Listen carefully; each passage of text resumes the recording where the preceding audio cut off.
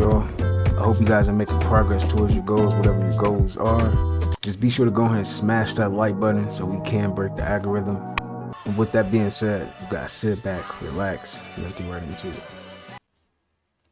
This is actually a large concern. Initially, when I transitioned to sleep, mattresses are toxic and you're sleeping on them for 8 hours a day. This is actually a large concern. Initially, when I transitioned to sleeping on a Japanese futon, I did it for that firmness. Like, that was the selling point for me. And it is the selling point for a lot of people. And through making videos, I've received thousands of comments, people talking about how it's improved their sleep, improved their lives. And then I started to see this thread of people talking about, like, oh, I switched to these beds because of chemicals. And the Japanese futon I chose to sleep on was also 100% organic cotton. So I was already kind of checking that box. So I was like, oh, this is interesting. So I started to do more research on this and kind of, I feel like, uncovered like a huge issue that we have in society. And it's becoming more and more of a popular trend that we're seeing. I want to say this. There's a lot of things that are toxic. Almost everything in our society is toxic nowadays. And it's easy to kind of get wrapped up in this, like, don't drink tap water, watch what you're putting on your body from soap, polyester clothing, and it can kind of get crazy in some sense. But I don't know what it is, but like, sometimes you sleep on the floor. I don't know if y'all do that, but you sleep on the floor, you actually be getting some good sleep. And then once you sleep on the floor, right, you get right up. You don't just sit. You know how you sit in a bed for a couple minutes? Not on the floor. You get right up. It's like it just give you like an energy boost or something. I don't know. How y'all feel about that though? I think our parents were right. It was the damn phones. We laughed when we were children, hearing it's that Snapgram and Insta-chat and Face Talk. They didn't understand. They couldn't even say it right. We thought we knew better than them. They didn't know what it was like having a world at the tip of our fingertips. We scroll through the trash so much we have headlines tattooed on our skin, wires for veins, AI for a brain. And they may not have understood, but they were right. It is the damn phones. A drug in my pocket, dependent on stimulation. But can we blame us? We were but children when they were given. We didn't know how to stop it. If I added up all the hours I spent on a screen, existential dread and regret would creep in, so I ignored this fact by typing away. And it's not like I can throw away my phone. It's how we communicate. It's how we relate. It's the medicine that is surely making our souls die. I used to say I was born in the wrong generation, but I was mistaken, for do I not do everything I say I hate? When I look in the mirror, I see a ghost staring back. I try not to think too much about who I would be without technology. The character behind my phone screen has become self-aware, almost worse than being naive, for I know it's poison, but I drink anyways. We used to be scared of robots gaining consciousness, a lie by the media companies to distract us, as to not ourselves become conscious of the mess they created. We are the robots, we are the product, so I sit and I scroll and I rot and repeat. Sit and scroll and rot until my own thoughts are what is being fed to me on TV, until my own feelings are wrapped up in celebrities, until my body is a tool of my political identity. And so I sit and I scroll and I rot. And so I post on the internet how the internet has failed us so that I may not fail my internet presence. I think our parents were right. It was the damn phones. Hey, them phones phones is addictive for real. But I will say, it can be used in a useful way, but there's a time when you do need to just take a break, you know. How many of y'all have a non-toxic mattress? Because I don't. Here's what I look for. I look for organic cotton and or latex. Especially if you're doing a vegan mattress, you're going to be looking for organic latex. And that's a GOTS certification. All right, that's a certification for global organic latex and cotton. All right, really important that you look for the GOTS certification. Wool is another one. You want to look for organic wool. Why wool? Wool is naturally antimicrobial. It is naturally balancing in terms of temperature for your body, and it is one of the cleanest, safest mattress materials. Another great certification to look for is called the Green Guard Gold certification by the UL Environment. All right. I also look for no harmful glue adhesives. That's important. So you're always looking for water-based. You are not looking for harmful glue adhesives. You can go either way with this. So coils in the mattress can absolutely be a beacon for EMFs. So if you keep your phone in the bedroom or you have Wi-Fi based devices in the bedroom, not good, because that can cause increases in EMFs that you are sleeping on. So either go no coils or go individually wrapped coils, and a company will tell you specifically if they're doing that. You also want formaldehyde free. This one's crucial. Make sure that your mattress is formaldehyde free. You do not want to be breathing in formaldehyde. It is toxic. It is poisonous to the body. And then ideally, if you can get a sustainably sourced one, you want sustainably sourced as well for the environment. That is what to look for in a non-toxic mattress. So how many of y'all got a non-toxic mattress? Dang. Yeah, it sounds good.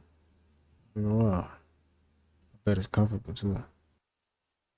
I've seen quite a few recommendations saying I should try hydrogen peroxide out on germs to see what happens. I've been letting this pond water marinate for about a week now just to try this out. Before we do that, first let's check out what we got in this water. As you can see, there's tons of living organisms. I added the hydrogen peroxide here and you can see the wave wash over all the cells and debris. I immediately noticed a lot of things started bubbling up, but what really caught my attention was this little cell here to the right. The two bubbles inside the cell started expanding until the cell wall ripped and the cell pretty much exploded. Most living organisms contain an enzyme called catalase. This enzyme catalyzes the decomposition of hydrogen peroxide to rapidly form water and oxygen. So that means all these little bubbles you see forming around the slide are actually oxygen bubbles. I got a pretty cool time lapse of that reaction in dark field here. Is it like the? I guess it works, huh? It's doing something.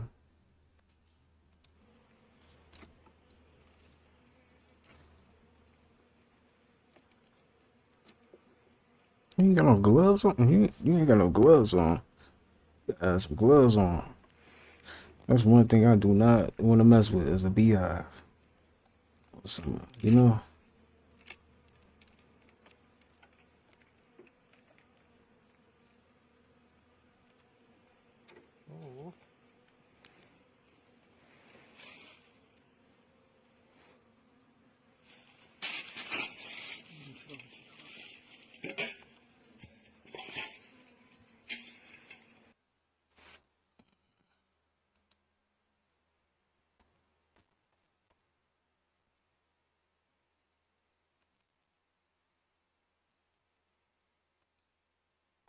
This is an LED streetlight.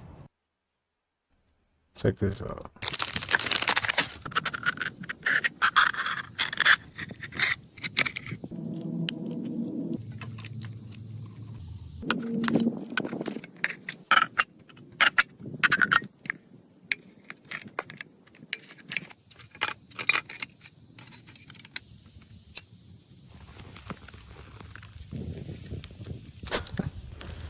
That's crazy. Yo, bro used the same can that he got the food out of. That's what's up. So when you hear Atlanteans and you hear Anunnaki, we're talking about the same people. See, Anunnaki means those that came from heaven to earth or from another place to this planet, from space to this planet. Any being from any planet, anywhere in the known universe that comes to earth is an Anunnaki. Okay, it's a generalized term. Just like if you were me, right? I live in Florida. I live in a city in Florida, right? So let's say Fort Lauderdale, Florida. If I hopped on a spaceship and went to another planet and people were there and they said, well, where are you from? I'm not going to say I'm from Fort Lauderdale, Florida. I'm going to say I'm an earthling from Earth, you see? And so it's a generalized name. Atlantean is a specific name of the type of civilization that they built. They built an Atlantean civilization on this planet. And I personally believe after many decades of research and investigation, reading over 1,000 cylinder scrolls, tablets, papyruses, ancient texts, and so forth, visiting with ancient sages and wisdom keepers and archaeologists all around the world. My personal hypothesis now is that it's not just Earth that was Atlantis. It was also the moon, and it extended all the way to Mars and maybe even beyond. They were an interplanetary civilization, not just a ring city in the middle of the Atlantic Ocean that sunk. That was just one capital of many capitals that existed on this planet. But they, in fact, were an interplanetary civilization. They had achieved what we would hope to achieve in the future. But you have to remember, according to these ancient tablets, They were approximately 1 million years ahead of us technologically, making anything that they do or did or still do to this day appear to be magic. When a more advanced civilization meets and engages a less advanced civilization, the less advanced civilization will deify the more advanced civilization. It's called a cargo cult. And what you have here on this planet, you have humanity, which is one gigantic 8 billion person cargo cult. Come down a little rabbit trail with me. So many people have no idea how important the Tower of Babel is and what it means. The all-seeing eye is the unfinished Tower of Babel mentioned in the Bible. George Washington was a renowned Mason. And on the back of our $1 bill is MASON with the all-seeing eye. But you might ask, Ryan, why is that important? Let me show you this. The Washington Monument built in his honor is the tallest of its kind in the world. It is 555 feet high. Well, 555 feet times 12 inches is 6,660 inches. But you might ask, why is that important? I really hate to be the one to tell you this if you don't already know that. Nimrod was the one who built the Tower of Babel to go and try to defeat God. Well, Nimrod has 70 different names, whether that's Osiris or Apollo.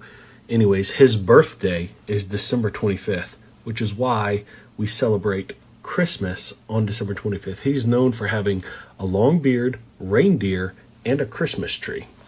The Christmas tree represents Nimrod's penis, as it is the only part of his body not found. His wife started the tree tradition and hung balls on it. The garland is wrapped around it to signify a snake. The 5-pointed star at the top represents a pentagram. The whole thing is one big satanic celebration. The people of Babylon would make a wish for Moloch, and then they would place their babies to be burned alive into the arms of Moloch. And they believed that by offering up their babies to this god on December 25th, they would receive everything they had requested on their wish list in the year to come. The image of Moloch was a giant statue made of iron. Underneath this image was an umid, and it was stoked with wood until it became bright red. The image resembled today's modern-day Satan Claus or Santa Claus, and people are still offering up their children to Moloch. But Ryan, why is that important, and why should we care? Well, in Zechariah chapter 5, it tells us why. And this is the curse that goes forth over the face of the whole earth. An angel asked Zechariah, "What do you see?" And he says, "This is an ephah." And I know an ephah is a unit of measurement that holds 10 ohms, but that is the lead unit that holds. What does that look like, y'all? And where do these ephahs bear? And he says, to build a house in the land of Shinar. Where is Shinar? Nimrod was described as the king in the land of Shinar. That is in Iraq. Y'all, everything is connected. Everything has a meaning. And I need you to try to wake up as many people as you possibly can. Jesus Christ is the only truth that there is that we know of. And if you put your faith and your hope in Jesus Christ, you shall be saved and don't have to worry about all the lies and the deception that we've been told here on this earth. I'm telling you right now, please get your house in order. The deception, the end time deception is here, and we are being played like a fiddle, y'all. Get your house in order. Truth about chemicals on receipts. Register receipts, ATM receipts, the receipt the gas pump spits out, even baggage claim checks. If they're printed on thermal paper, they likely contain BPA. BPA is a chemical that raises safety concerns because it's linked to an increased risk of breast cancer, prostate cancer, cardiovascular disease, and reproductive abnormalities. The BPA in thermal paper receipts readily transfers to the skin where it can penetrate quickly. A recent study published in the Journal of the American Medical Association showed that volunteers who were handling BPA-coated receipts for just 2 hours had significantly higher levels of BPA in their urine. It's crazy. stained glass windows. Go look up stained glass windows and how expensive stained glass windows are. Why are stained glass windows so expensive? Because the color spectrums that are coming through them are very healing. You have the reds and your blues and purples and greens and yellows, all these beautiful colors, all these fractals that are all coming through, which when those begin to hit your body, they structure your body. And stained glass windows are the same stained glass windows that are in the cathedrals. And you have to think of all the windows in the cathedrals. When your body walks into a cathedral, the water in your body becomes the exact depiction of the stained glass window in the cathedral. Water takes on everything because it takes on light. So when people would walk into those cathedrals, the water in their body would instantaneously look exactly like a stained glass window. And then the question is how did somebody know how to design something so beautiful? They knew that if I create this design, that if I walk in, the water in my body will take on that design. And think of everything now. You have everything in plastic and all this, like, it's junk. You don't have glass anymore. Glass is very magical. When you get into all the dyes of glass, you get in copper, a lot of copper, all that blue, different things with cobalt, different things with all these different dyes that they used to use. Well, somebody knew how to create colors. They know how to mix things together to create colors, to then craft stained glass windows, and then also structure the water of your body at the same time so you would begin to heal. That was dope, man. And it do look like, looking at it, it does look like it gives off that type of energy. Hey, that poison ivy ain't no joke, man. You touch that, you itching. Poison ivy, how to identify it, and then I'm going to show you the natural remedy. I don't know about you, but I'm very allergic to it. No matter how many precautions I take, it seems I always end up getting it at least once a year. Even if poison ivy touches your clothes or a glove, oils can stay on your clothes, and you can still get a rash from it. It'll have 3 leaves that are pointed. Well, technically, it's 1 leaf composed of 3 leaflets. A lot of times, the leaves will be toothed, but with smooth edges. And the stalk on the center leaflet will be longer than the stalk on the 2 side leaflets. Sometimes the leaves will be shiny, but not always, and some will be reddish, especially in the spring and fall. But here's a poison ivy remedy right here. This is called jewelweed, and it contains a compound that neutralizes the oil that's produced by poison ivy. Some have orange flowers, some have yellow, and it's supposedly called jewelweed because when there's water on the leaves, it kind of glistens like gemstones. And the great thing about this stuff is that when you do find poison ivy, a lot of times you'll find this growing right next to it, or at least very close by. Now let's say I brushed up against some poison ivy. I'll take my jewelweed and crush it up. Then I'll rub the juices on the affected area. You want to do this as soon as you can after you touch the poison ivy. It should neutralize the oils and prevent you from getting a rash. And even if you already have the rash, it'll help relieve the symptoms. Yo, it's always good to know stuff like that, you know, because you never know when you might need it.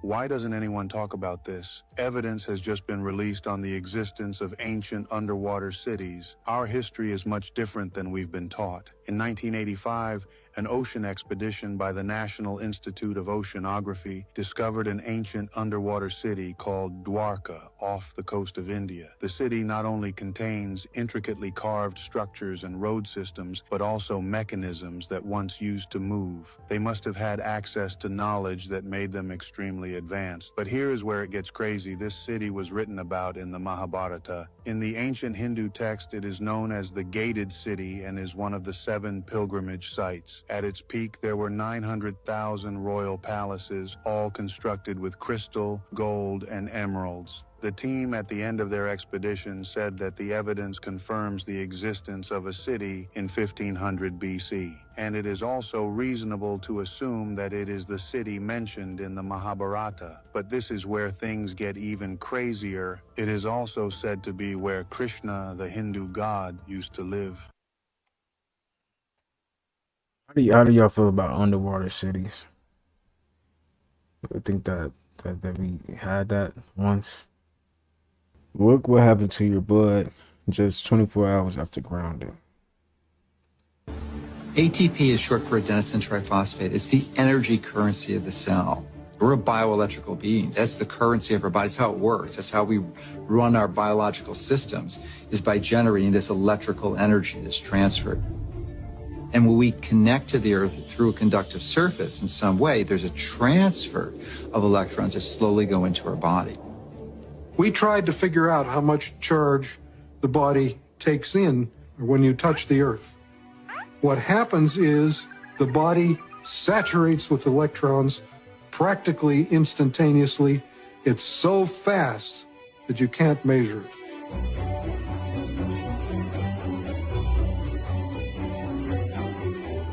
So electrons from the Earth enter the body right away, and they coat the red blood cells so that the cells repel each other. And then they can't clump, and the blood viscosity goes down. It's easier for the heart to pump the blood pressure goes down, all kinds of cardiovascular issues, they go away.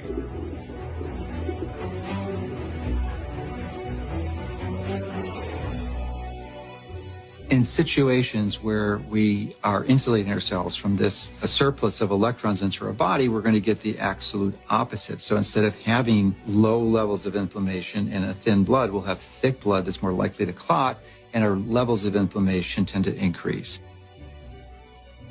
And I'm just thinking on the way here, I was thinking about how maybe the thinning of the blood is the reason that all the physiological systems go into balance.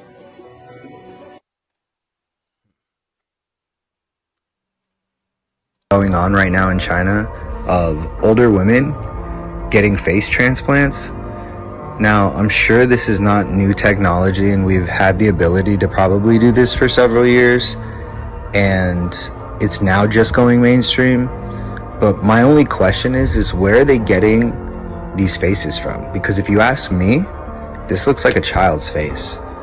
And we know how big the human trafficking problem is, not just in our country, but internationally. So I dare to ask the question, where are they getting children's faces from?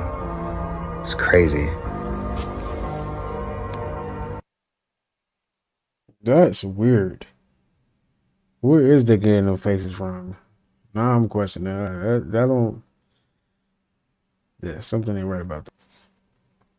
Oh, we are cooked in the worst way. This is Chinese kindergarten. We got grown people in America that doesn't have this much teamwork. What are our kids doing? On iPads, complaining, getting fat? Look at these kids. This is more. I know grown-ass people that can't do this. And these kids are 5. I'm so impressed. And this shit is just letting me know that America is currently being left in the dust. Because I know our next generation can't do none of this. They barely be in school. Be playing Fortnite. Look at this. Look what China doing. Look at these basketball skills and the teamwork that it takes to do this. Simultaneously on beat, not skipping a beat. And these are like 30 kids in a row. I don't think I can get 30 adults in America to be able to do this. Ooh, America, we better start cooking. We better get in the lab and start figuring out what we're doing, because I'll tell you right now, our kids ain't doing this. Behind the back, the motor skills are going insane. China is just absolutely cooking up with their next generation. You could tell they care. Look at this teamwork. That's like 50, I don't even know, 100 people doing one jump rope and one person jumping. They having fun. We can't do this. I can't get over recess, bro. I was playing dodgeball and tag and picking kids off. I don't even know if they do that no more. These kids hula hooping, jump roping, getting ready for Ninja Warrior. Like, what's going on? That's not even using this. They do lunch? They cooking for each other? They chefs? Like, okay, it's 12 o'clock. Let's cook a meal for the whole school. Having fun. They got the goggles, the right wear on. I don't know how sanitary that part is, but regardless, China is leaving us in the dust. We need to lock in, America, because shit is looking dark. Yo, that's tough, man. And you're right. Some, old adults can't even, do that. Americans eat way too much too. Like, crazy, man. We are beyond. Why you should cherish your life and not take this shit for a game. There's a video going viral right now of a man being swallowed alive by a gigantic sinkhole. And after he fell in that sinkhole, he's been missing for 18 hours. And they just found out that he was deceased. Matter of fact, look at this shit. Just imagine you going home and this shit happened. Look at this shit. Look at this shit. Come on. They're saying that responders had to pump out water and dig nonstop just to find his body. And when they found his body, we already know. Just imagine you driving, minding your business, trying to get home, and the earth opens up and swallows you alive. And look at the car that was in front of him. The car popped up in the air and almost got swallowed too. That was a hole big enough to swallow more than just that bike and that car. Crazy thing is, this is not the first time that happened in Seoul, South Korea. So you telling me the streets that weak? You telling me we're walking on streets with no support? This shit is crazy, man. Pay attention. Every time you open your phone. That is crazy. And they saying a sinkhole can happen anywhere, and that's true. Dang, bro, that's scary.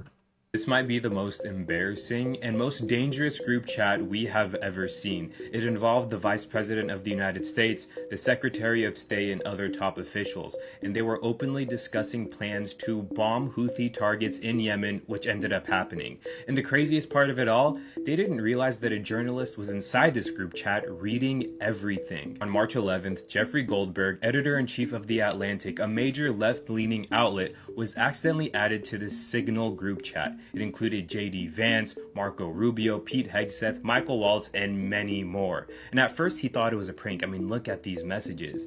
Until he saw things like "we are a go for the mission." This included target locations, weather data, and discussions of the aftermath. Sure enough, he checked the news and it was real. Whatever was being discussed in this group chat was happening in real life, and he released this out to the media, and now the whole world is angry and they have a lot of questions, as they should. I mean, who started this chat? Who added him? Why is military strategy being discussed on a text message app? How did no one realize a reporter was sitting in this group chat the whole time reading everything? If this information got out any earlier, who knows what could have happened? Someone needs to be held accountable. This might be what each zodiac sign needs to know for the month of April, part 2. Number 8, Libra. Investing in your daily routine, especially in the areas of health and career, is very important. Also, take the help that's offered to you. You can't do everything all yourself. Don't miss out because you're being stubborn. Number 9, Taurus. Taurus, it's time to go out, network, enjoy, do some type of adventure, something. And focus on your healing this month too. Number 10, Cancer. Cancer, all eyes on you. And you don't even know it. Good and bad, so be aware. But regardless, focus on your knowledge and your wisdom. Also, take it easy in April. Don't let all that comes with life weigh you down in the month of April. Number 11, Leos. Leos, be more open to new people, places, experience in the month of April. Also, the matters of anything romantic and relationship-wise will be very prevalent in the month of April. And number 12, Virgo. Virgos, be more mindful of your inner well-being, but also take an adventure this month. Allow more romance, more fun into your life. It doesn't always have to be so serious. And if you missed your sign, it was already posted in the previous video. Peace. My boyfriend has a Neuralink. I know that there are 3 people, I think it's 3 on record, who have the Neuralink because it's not publicly available. But he has got to be in some top secret beta testing group. We were just on a road trip and he must have blacked out and forgot that I was sitting next to him in the car, because not on a call, nothing like that. He starts doing stuff like this.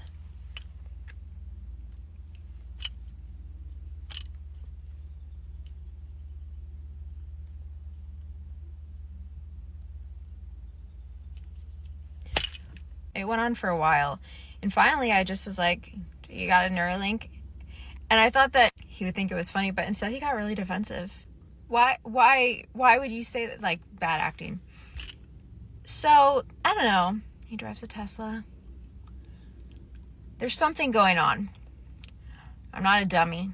I feel like I'm in an episode of Black Mirror, to be honest with you. My boyfriend has a Neuralink. Right? Life's starting to really feel like that show, Black Mirror. If y'all know, you know. You know that honey lasts forever. It doesn't go off. It's not affected by viruses, bacteria, pathogens. It's one of those miraculous things. Apparently, the reason that honey does that is because of the frequencies of the bees' wings when they're building their honeycombs and when they're creating and bringing in the honey. So it's a frequency of the bee's wings that creates the hexagonal structure of honeycombs.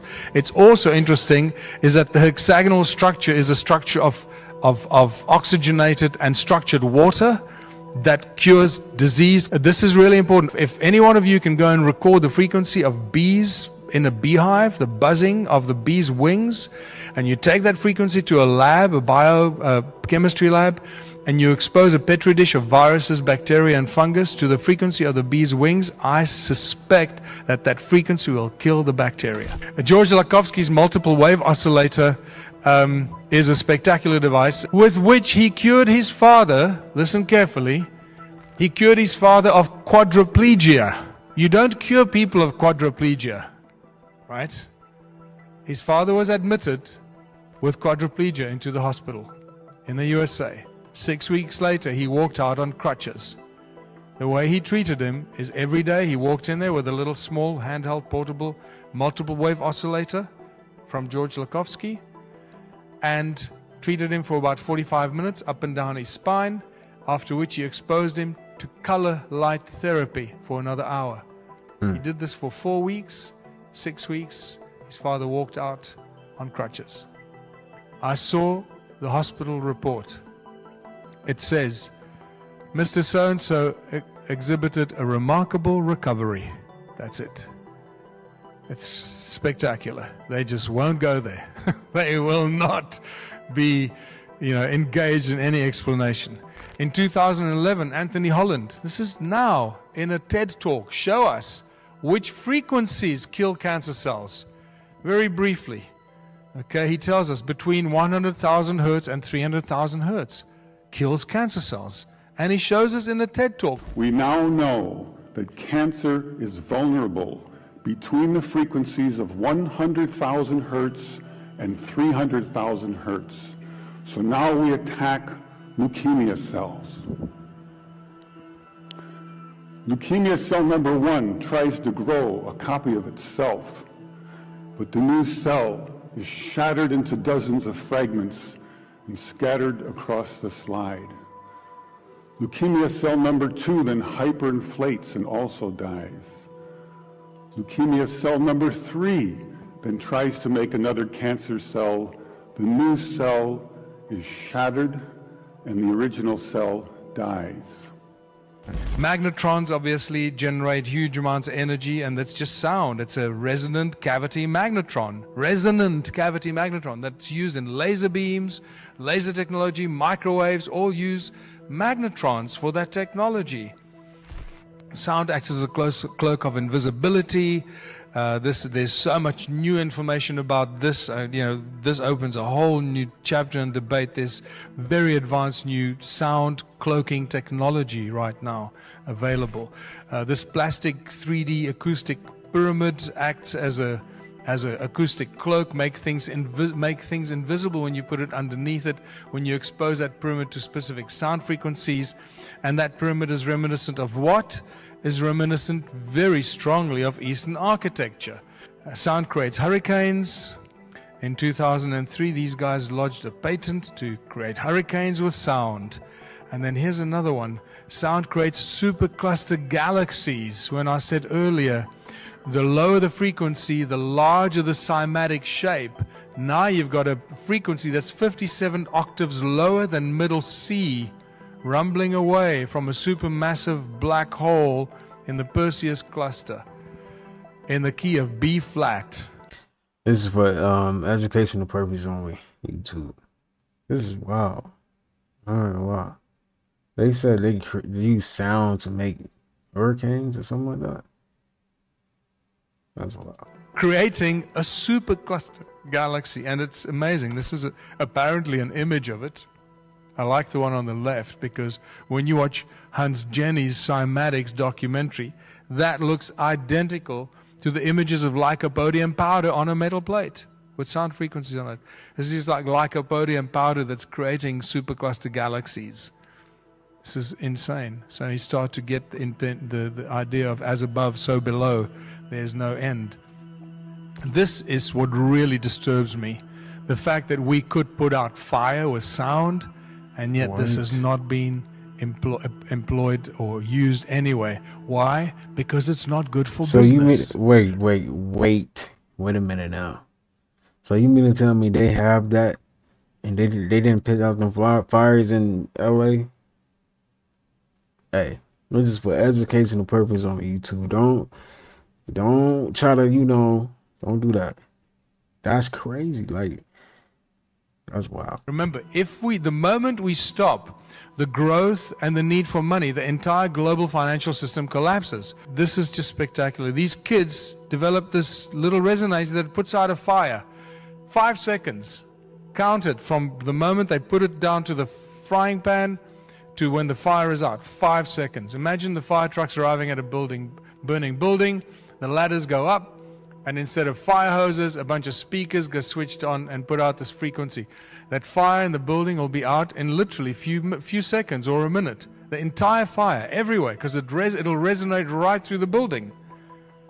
But that's not going to happen, because that's going to save a lot of money. Swarm robotics, where they'd be attached to a drone, and that would be applied to forest fires or even building fires, where you wouldn't want to sacrifice. 5 seconds.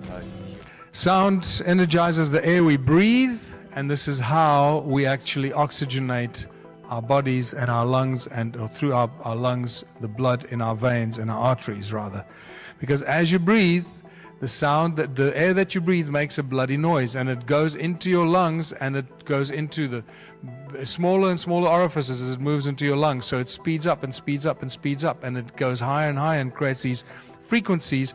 And it's the energy and the sound of the air that you breathe that actually energizes the oxygen in the air. So that oxygen is buzzing as it's moving faster and faster. By the time it reaches your alveoli, and it goes from the alveoli into your artery, from the lungs into the arteries, that oxygen in the air is buzzing and energized from the sound. And that's when it goes into your blood, and it's used in the blood, and it's stripped of the vibrating energy. And when it's stripped of the vibrating energy, you breathe it out again, and it just repeats that cycle. And that's how we energize the oxygen that we breathe.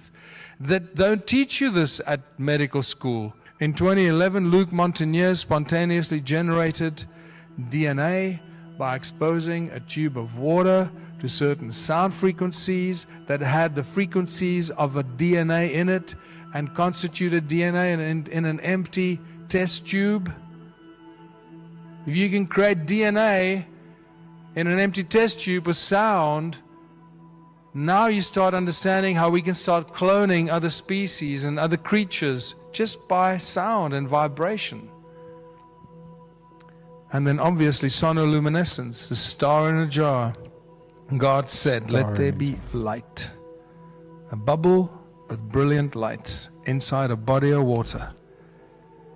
Is it possible that all the star systems that we see out there are actually just giant bubbles of light in a never-ending mass of water?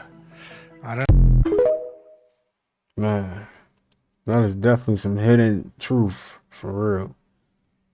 I'm gonna have to rewatch that. Dreams are not what you think. When you dream, you are leaving the body into the astral plane. The astral plane is where thoughts manifest into images, imagination. So when you think of an apple and you see it, you are seeing into the astral plane. Your dreams are manifestations of your subconscious mind. The astral plane is like a spiritual copy of the physical plane. The etheric energy plane is what connects the astral to the physical world. This is why ether and ether are pretty much the same word. The ether is connecting the physical to the astral plane. Ether is connecting two scenarios in language. I either support Man U or Liverpool. If you want to enter the astral plane, you can do this by lucid dreaming, where you become aware that you are dreaming. To do this, you want to journal every single dream in as much detail as possible and write it down. Do reality checks 3 times a day. Ask yourself, am I dreaming? This will trick your subconscious mind, and then in your dream you'll ask yourself this and you will become aware. The next step is the hardest. Try and let your body fall asleep but keep your mind awake. Now if you want to learn more about this, the link is in the bio for this powerful. This hand gesture can change your life. I'm not talking about just any gesture. These hand gestures are known as mudras. And if you hold your hand a certain way, it does a certain thing to you. But I want to talk about this one today. the Hakini Mudra. Holding your hands in this position up to 15 minutes a day can benefit your mind in many ways. Some of the benefits is sharpen the mind, it improves concentration, it connects the left and the right side, and it helps with children suffering from autism. Here goes some more benefits and facts if you want to read about it. But the word Hakini equals the god of the forehead, the sixth chakra. And the sixth chakra, as we all know, is the third eye chakra. It literally heals the third eye, which explains why most of the benefits take place here. But Steve Harvey says something about this then. It makes you confident. Trump does this with his hands too. So try it out for 15 minutes a day. Let me know how it benefits you. This hand gesture can change your life. Part 2. So in the last video, we went over the Hakini Mudra. If you didn't see it, go check out my page. But today, I want to talk about this powerful one. If you on the football field, if you at practice or sports practice, don't do this. Don't do this. Do this mudra. It literally helps you breathe a lot deeper than you normally can. So, and it's great for detoxing the lungs. Here's how you do it. Goddess of life energy. Place your ring fingers and little fingers together. The other fingers are loosely bent over your thumbs, which are placed in your palm. Focus on your breathing in the pelvic area. It said by doing this mudra, trembling ends forever.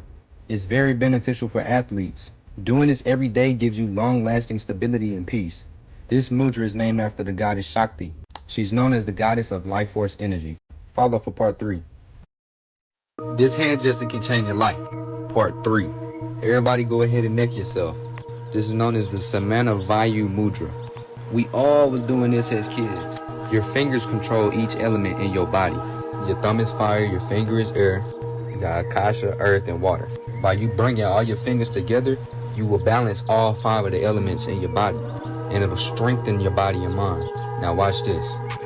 Towards your knee pain.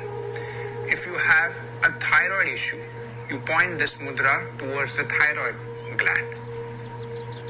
If you have the migraine, you place this mudra towards the head or towards that point where you feel the migraine pain. You can take this mudra and put it anywhere on your body that is not feeling good, and place it there and stimulate the energy of healing. This mudra also alleviates gas issues, body aches, brain fog, all kinds of stuff. We were just running around as kids saying that. I ain't gonna lie, we did do that as kids. I remember that. Alright, y'all. We're gonna go ahead and wrap up today's video. Just be sure to go ahead and smash that like button if you haven't already. You guys have a good rest of your day. That being said, I'll see you guys in the next upload. Peace. Damn, goddamn.